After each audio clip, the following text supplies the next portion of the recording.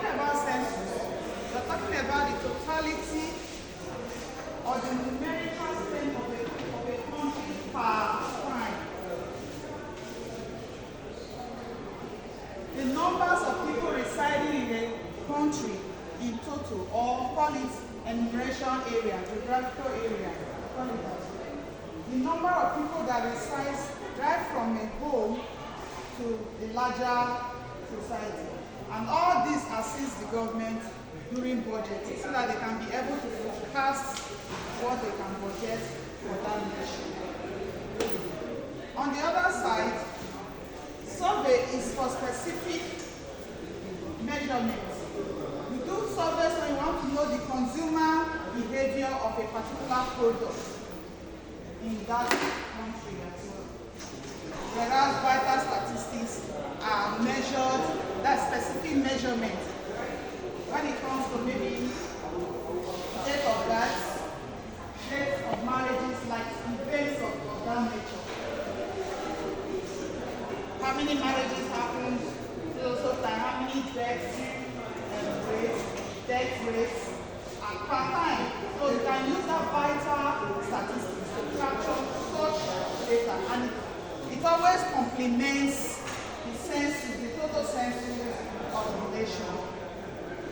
Every nation where things are being done properly, if you go to the archives or the records, you're able to know how many death rates for that year, how many death rates for that year. Invariably, every death are supposed to be registered, and every death are also expected to be registered. So that when you want to capture the rate of death this year and the rate of death this year, you can always get those data. That's in a very proper and very customized countries that knows what they are doing, not our country. Now, these census figures are normal, exercises are normally done every 10 years, 5 to 10 years. So that you can be able to project what your population can be in the next 10 years. Assuming the country carried out population census this year, they'll be able to project what the nation, the increase or the decrease the country can experience within 10 years. You know, it's capital intensive to carry out census in the country. It's very capital intensive. So it's not something they can do every year. So once they do it this year, they will be able to project. More so, there are other documents or there are other measurements like deaths and rates. So you can do your plus and minus and know how the population of the country is per time. So this helps us to capture all of that.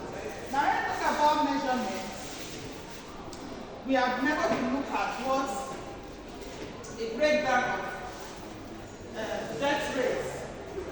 And this is the formula, like I stated here, number of live deaths in a year over total population of that country by 1,000. And what this is trying to explain to us is that at every 1,000 there must be a 10 deaths through this formula. Every 1,000 population, there must be 10 people that will give death or 10 deaths out of that 1,000 population. Same thing goes to death population. By this formula that is also implemented here, if you do the breakdown, you also find out that if you are using 250 deaths in a year, divided by, let's say the population of that country is 50 million. By the time you multiply it against 1,000, you find out that every 1,000 deaths, there must be 5. Every 1,000 population, there must be 5 deaths. Same thing goes to infant mortality rate. So we want to determine the rate at which infants die every year. You also use that formula to apply to it, and also be able to capture the rate of infant mortality for that year. But remember, by and large, because of the health consciousness of every country now, they've been able to slow down on the rate of infant death. Through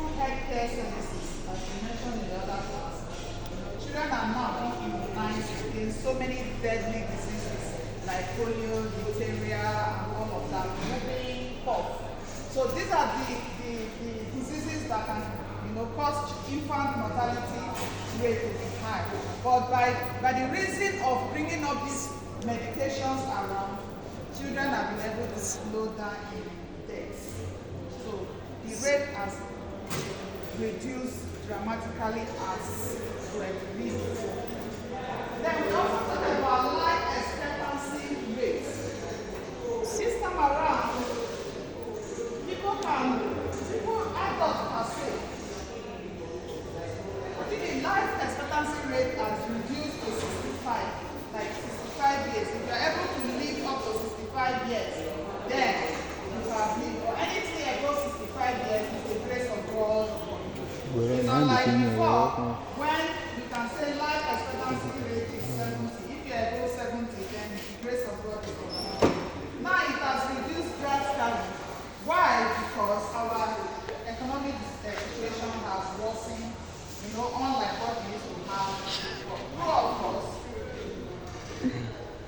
people can no longer afford complete food, friendly meals that are balanced, that you can say, yes, we are eating balance. People cannot also be able to afford medications when they are ill, because the economic situation is very, very difficult. So if everyone now lives up to 65 years, then you can say, when it's here, just thank you, because the life expectancy rate has reduced.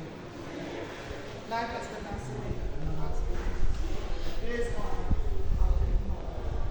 No doubt, sanitation has equally improved, isn't it?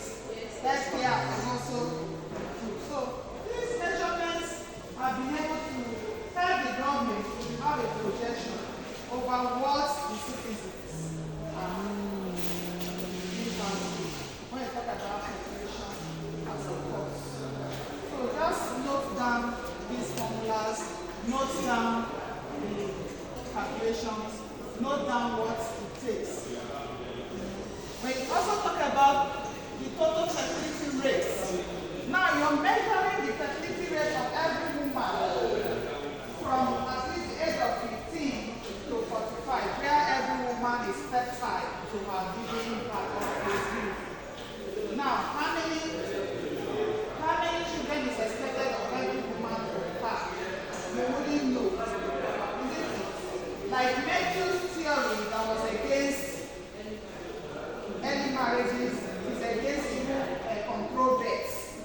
He does not believe in contraceptives to control birth. He believes in abstinence, total abstinence, reduction in marriages should be delayed. That's what he believes. But thank God now, people can use birth control, also control their birth rate within these productive ages. Let's assume every woman is fertile. Let's assume there's no issue. But the era we are now equally distributes that. True of course. People are running IVFs now. Even at 60 years. Yes, even at 60 years, people are doing IVF and having children to produce. So most of this has been knocked out by technology. Technology has actually broken some of these ideologies and theories we've had from now.